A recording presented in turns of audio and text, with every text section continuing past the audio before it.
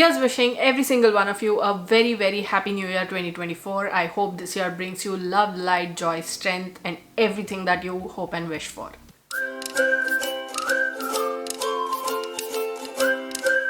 Hello people, this is Sonali, the Melodramatic Bookworm. If you've been here before, welcome back, and if you're new to my channel, welcome to the Melodramatic Bookworm family. I'm here today with a couple of TBRs. Yeah, I've combined two TBRs into one video because I thought it didn't make sense for me to make a 2024 TBR and a January 2024 TBR. So in today's video, I'll be talking about 10 books that I want to read in the first half of 2024 plus my January 2024 TBR. And I decided to do this because I realized that the books that I want to read at the beginning of the year, I'm no longer excited by the time June or July rolls around. Anyway, so we have about 20 books to get through in this video because there's the yearly TBR, which is not tentative by the way. I will try to finish all of these books, if not in the first half, then also in the second half, but I want to try and finish them in the first half itself.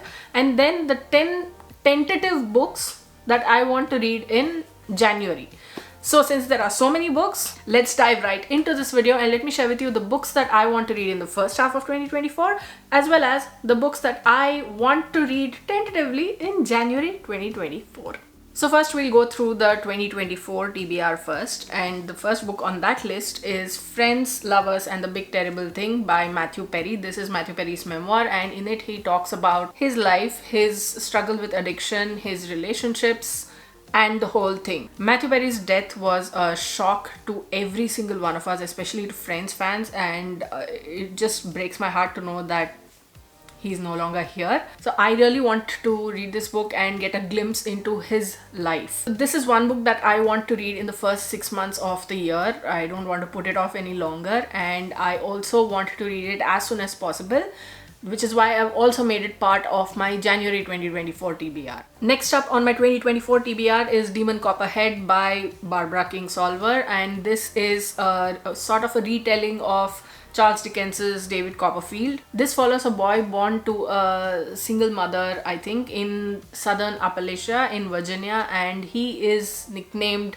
Demon Copperhead because of the color of his hair and because of his attitude, and this follows his life, his struggles through poverty and how he survives it all. I have heard nothing but good things about this, that this is a classic in its own right, so I'm really excited to read this. Next is a favorite author of mine who I'm actually currently reading. I carried over a book from 2023 to 24, and that was Roman Stories, and this book that I want to read in the next 6 months is also a collection of short stories. It's called Interpreter of Maladies by Jhumpa Lahiri, and this was the book that won her the Pulitzer Prize for fiction. Jhumpa Lahiri is just on a different level altogether. Every single work of hers, it calls out to me on the next godly level, it feels like. You know how much I love Jhumpa Lahiri. I've spoken about her, I've gushed about her in so many videos so far, and I am determined to go through all of her bibliography. I love that some of her books are no longer than about 200 to 10 pages. They are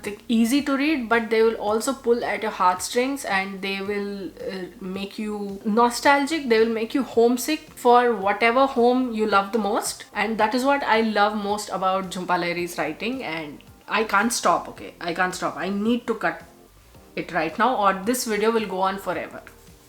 Next is Their Eyes Were Watching God by Zora Neale Hurston. This has been on my TBR for ages. My TBR is 481 books long, okay, 481 books long, and it is number 45 on that list. So you can get an idea about how long it's been on for and how long I've not been reading it. This is set in 1930s rural Florida, and it follows Janie Crawford as she goes on this whole love and self-discovery journey, and is a commentary on race, gender, and everything that comes as a result of that combination. This is another book that I've heard nothing but good things about, that it is one of the most powerful social commentaries of all time, and we all know that Zora Neale Hurston is considered as a classic writer, and I am really excited to read this, and I'm also a little apprehensive because I feel like I'm going to be feeling a lot of anger. Next is India, A Short History by John Key. I am on this whole resolution. I am determined that I want to learn more, and what better way to start than to learn about my own country. So I wanted to give this book a try. There are also some other books on my TBR, but the physical copies are back in India. I don't have them here, and I'm not sure they will be available in the library. I know that this book is available there, so I can get it and I can, you know, the whole thing. I might take a month, or I might take 2 months, but I want to pour over it, and even if I don't remember a lot of stuff, at least there will be that satisfaction that okay, I've read this. If I read it again, then I will remember it. Okay, next, I don't know how to say this, but next is a book that I'm probably a masochist for choosing. This is another book like Yellowface that has fans on completely different ends of the radar. One end completely hates it, the other end completely loves it. This end that hates it will never recommend it to you. This end that loves it will also not recommend this to you, because they will say that it will destroy you. Maybe it's time I find out for myself, and that book is A Little Life by Hanya Yanagihara. I don't know what explanation to give. If I remember correctly, this is about 4 friends and their relationship and the like, but let me read out the blurb for my own benefit as well as for you. When 4 classmates from a small Massachusetts college moved to New York to make their way, they're broke, adrift, and buoyed only by their friendship and ambition. There is kind, handsome Willem, an aspiring actor; JB, a quick-witted, sometimes cruel painter pursuing fame in the art world; Malcolm, a frustrated architect at a prominent firm; and withdrawn, brilliant, enigmatic Jude, who serves as a center of gravity. Over the decades, their relationships deepen and darken, tinged by addiction, success, and pride. Yet their greatest challenge, each comes to realize, is Jude himself. By midlife, a terrifyingly talented lawyer, yet an increasingly broken man. His mind and body scarred by an unspeakable childhood and haunted by a degree of trauma that he fears he will not only be unable to overcome, but that will define his life forever. I'm about to be haunted, aren't I? Next is Coming Out as Dalit by Yashika Dutt. This is Yashika Dutt's memoir, in which she talks about being Dalit, coming to terms with her identity as a Dalit, and talking about the history. This is a book that if you look on Indian Bookstagram, you will see a lot of it, and rightfully so, because this sheds light on so many important topics. I remember that the most recent times when this was in the news was because this show called Made in Heaven, they lifted details out of this book and did not give the author credit. Anyway, but this is one book that I really want to read. I have a physical copy at home and I have a Kindle version as well, because I was like, I need to read this book. I don't care in what format, but I need to read it. This year is a year that I will be reading it, and I want to say there's no better time than that. Any time is a good time to read this book. So next is Ace of Spades by Farida Abike Imide.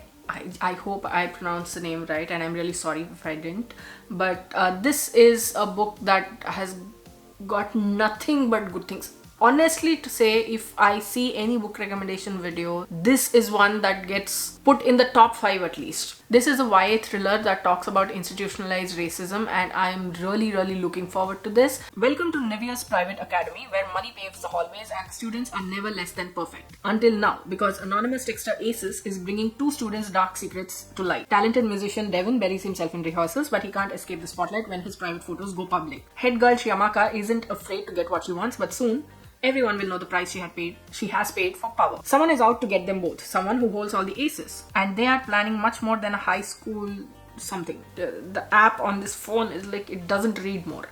Basically, this is about 2 high school students, and now there's also a high school bully who's threatening these 2 students. These last 2 books that I will mention for my 2024 TBR for the first 6 months of the year are 2 books that my subscribers and friends have been recommending to me for years now, and which I haven't been able to get to for one reason or another. But I just love the energy with which they recommended this to me, and I feel bad that I did not read them yet, but better late than never, I guess. So the first book here is Daughters of the Sun, Empresses, Queens and Begums of the Mughal Empire by Ira Mukhoti, and I think this is pretty much self-explanatory, and this is about the empresses, queens and begums of the Mughal empire. And this was suggested to me by a subscriber who's now become a very dear friend, and I will read it this year. I'm 100% sure. And this last book is Molokai, the first in the Molokai series by Alan Brennert, and this has so many positive ratings. It has a rating of 4.18 after 128,000 ratings. 4.19. See, there's a reason Neetu, one of my subscribers, was recommending this to me. See, in my defense, I had actually started reading this a few months ago. I read about 14-15 pages, but somehow that wasn't the time for me to get into this book. The writing was lyrical and the whole thing, but I just couldn't get into it. But I will make sure that I read this, because this is set in Hawaii more than a century ago and is the story of Rachel Kalama, a spirited 7-year-old Hawaiian girl who dreams of visiting far-off lands like her father, a merchant seaman. Then one day, a rose-colored mark appears on her skin, and those dreams are stolen from her. Taken from her home and family, Rachel is sent to Kalaupapa, the quarantined leprosy settlement on the island of Molokai. Here, her life is supposed to end, but instead, she discovers it is only just the beginning. What can I say? I'm really excited to start reading it again. So those are the 10 books that I really want to read in the first 6 months of the year, and I am like 90-95% sure that I will get through all of them. Now on to my January TBR. This January TBR, like all my monthly TBRs, is a tentative thing except for the books that appear from my 2024 TBR. This is a very convoluted video to be making, because I'm realizing as I'm talking that there's a lot of tangential connections. Anywho, so the first, okay, I need to bring this back here. So the first book on my tentative TBR is this book, Friends, Lovers and the Big Terrible Thing, which I've already mentioned before. Okay, so it goes back there. Ace of Spades by Farida Abike Imide. Again, I'm really sorry. Then I'll be participating in a readathon that two of my favorite bookstagrammers, Sulagna from Diary of Sulagna and Sonali from A Lazy Writer, are hosting together in January 2024. They have 8 prompts from which you can pick a minimum of 2 and choose books for them and read them. You can also combine the prompts. More details are on their profiles, which I will leave in the description box below. If not for the readathon prompts or anything, go follow them. Their content is fabulous. The first book that I have picked for this readathon is Kitchen by Banana Yoshimoto. I have ordered this book along with the next book as well, and it is coming home soon. And this is for 2 prompts. First one is dive into a book that explores Japanese cultures, traditions or food.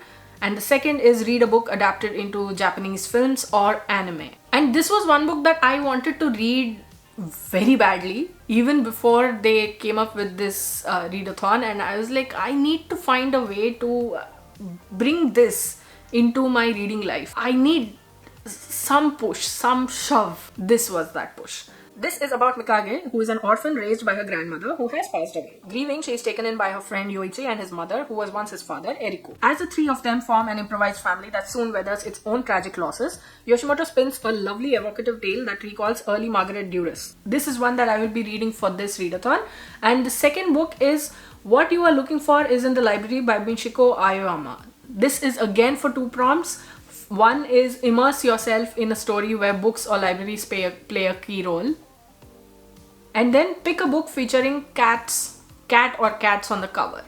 And the thing is, this is the book that first came to mind when I saw pick a book with a cat on the cover. And then I saw this other prompt as well, and it's like light went off.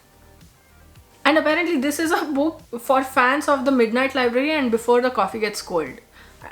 Look, I'm not even going to read the blurb for this one because I'm sold with that very first line.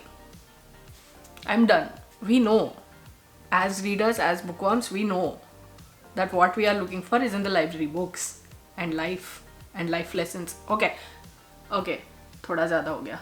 The next book for my January 2024 TBR is The Devotion of Suspect X by Kigo Higashino, and that was for the prompt read a Japanese murder mystery or crime thriller. And this was the book that first came to mind when I read this prompt. So this is a story of a single mother who lives a very quiet life, and one day her ex-husband appears at her doorstep and her quiet life is just explodes. Now when the detective is piecing all of this together, mysterious things come out and he is flabbergasted, to say the least. Kigo Higashino is one author whose murder mysteries are of a different level, of a different type. Every single one of his stories, you think he can't do anything different, but he does. He brings out something or the other that just whack you over the head and make you look like, how did he do that?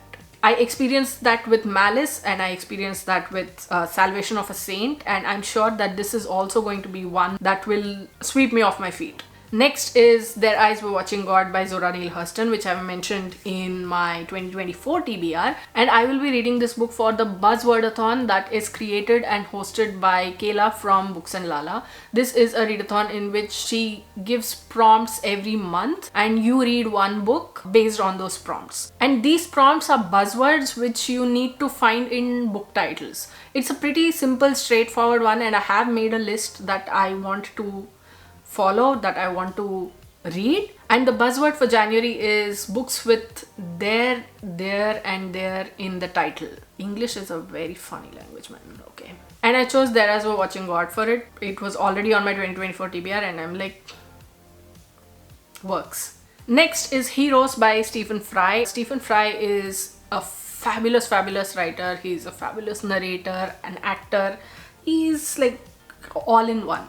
And I love his narration, I love his writing. I read Mythos, I think it was in 2022 I read it, and I became an instant fan. The way he combines humor with fact and mythology and brings it all together. And Heroes is a sequel of sorts to Mythos, which comes before Troy. Again, I don't have a physical copy. I either have to get an e-copy from the library or if it's available. Next is a book that I wanted to read in December, but I didn't get around to reading it because I read something else for a project. But then I've now changed that project to fit something else because I couldn't finish the 2 books required to complete that project. Yeah, pretty much. I covered it, I think. So the book I'm talking about is Go Set a Watchman by Harper Lee. This is a sequel to To Kill a Mockingbird, a book that I really loved and I rate it really high. And this is, I don't know, I've heard that this isn't that great when compared to Kill a Mockingbird because that is like a next level. But I really wanted to read this. I know that it's going to be easy to get through. Since it's a library book, I won't even be able to annotate and tab. That means that I will be able to fly through the pages or something because Harper Lee writes in simple, easy language. It's not like the convoluted language, the classic language of the past. And last but not the least is The Wayward Pines trilogy by Blake Crouch. Blake Crouch is the author of Dark Matter, a book that I read in 2022, I think, and absolutely loved it. He has a way of bringing about concepts. It's not really earth-shattering or it's nothing new that he uses, but he pieces them together in a way that will blow your mind.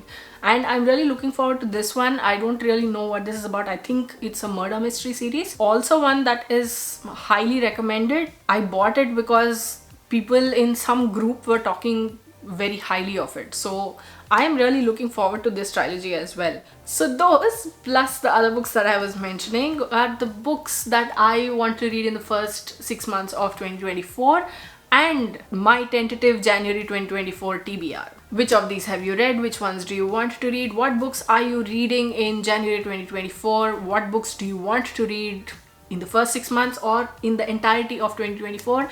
Let me know in the comments below. I'd love to hear from you. If you like this video, please like it and share it to spread the word. And if you like my content and would like to see more from me, don't forget to hit subscribe and click on the bell icon beside the subscribe button to get notified as and when I post new videos. Thanks for watching. I'll see you in the next video. Until next time, keep reading, keep watching, and add melodrama to your life.